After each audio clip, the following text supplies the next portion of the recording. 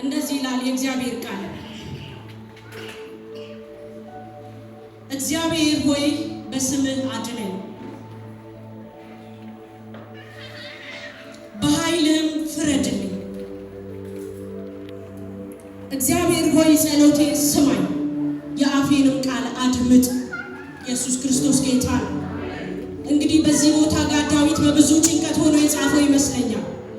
በዚህ ጉባኤ ውስጥ በብዙ ጭንቀት ውስጥ ያላችሁ እግዚአብሔር አያይም አይፈርድም አይሰማም ወይ የምትሉ ለእናንተ አንድ እግዚአብሔር የሚላችሁን ስነግራችሁ እግዚአብሔር ያያል። አሜን። የማያይ ሲመስል የማይሰማ ሲመስል እግዚአብሔር ያያል። አሜን። እግዚአብሔር ያያል። አይቶ ደግሞ ዝም አይልም፣ ይፈርድላችኋል። አሜን።